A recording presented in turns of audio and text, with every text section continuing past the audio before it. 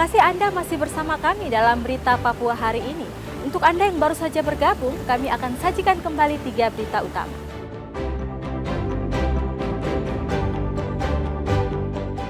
Helikopter yang hilang di Timika ditemukan hancur karena menabrak gunung. 4 penumpang dan kru dipastikan tewas.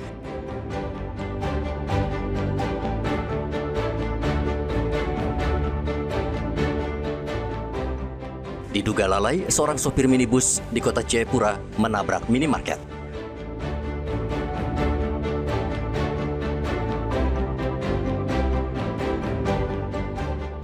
Antisipasi protes warga karena jaringan internet belum normal, polisi dikerahkan menjaga kantor Telkom Merauke.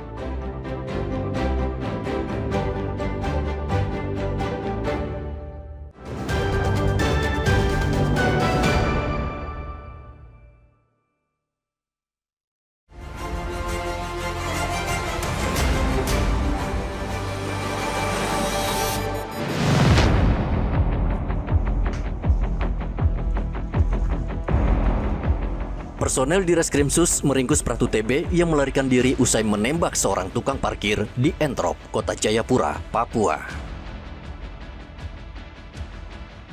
Pratu TB ditetapkan tersangka dan ditahan di sel Pomdam 17 Cendrawasih. Ia dijerat dengan pasal pembunuhan dan terancam dipecat dari kesatuannya serta dipenjara paling lama 20 tahun. Penembakan berawal saat Pratu TB yang baru keluar dari ATM di kawasan Entrop bertemu Lambert dan diduga terjadi cekcok soal uang parkir. Mobil Pratu TB kemudian dilempar oleh Lambert sehingga membuat Pratu TB emosi dan mengejar tukang parkir itu. Tiba-tiba warga menemukan Lambert sudah tewas bersimbah darah.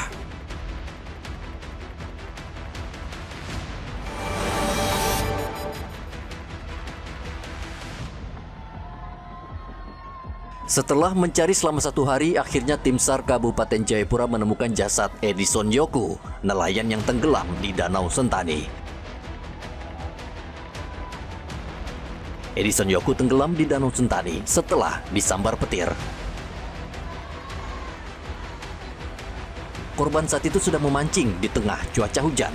Tiba-tiba petir menyambar mengenai tubuh korban dan ia terjatuh lalu tenggelam. Keluarga korban berusaha mencarinya, namun tidak berhasil. Akhirnya mereka melapor ke tim SAR untuk meminta bantuan.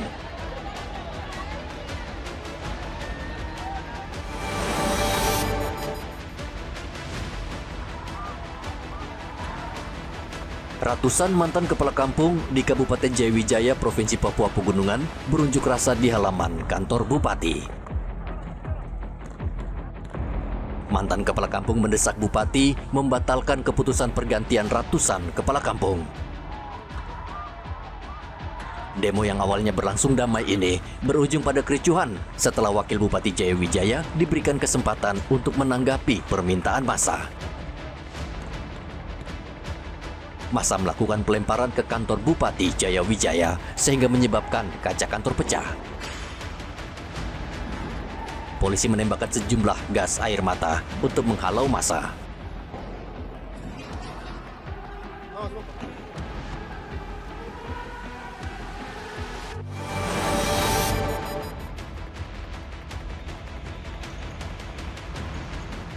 Kepolisian daerah Papua berhasil mengungkap kasus dugaan penambangan ilegal yang terjadi di Kampung Kalipur, Distrik Senggi, Kabupaten Kerom. Dalam pengungkapan ini, polisi menangkap 9 orang dan saat ini telah menetapkan 6 orang sebagai tersangka.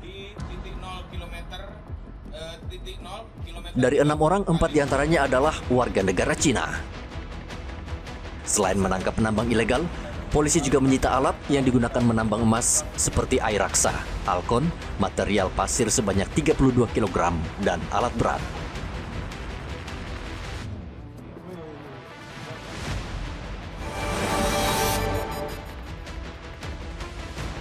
Polres Kerom membongkar sejumlah kasus peredaran narkotika dan minuman keras ilegal dalam operasi yang digelar sejak Juni hingga September 2025.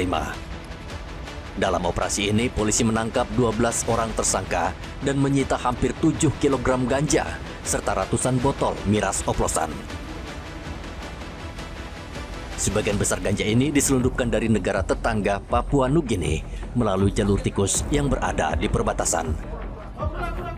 Modus operandi yang digunakan para pelaku semakin canggih. Selain penyelundupan, mereka juga memanfaatkan anak di bawah umur sebagai kurir dan media sosial untuk bertransaksi.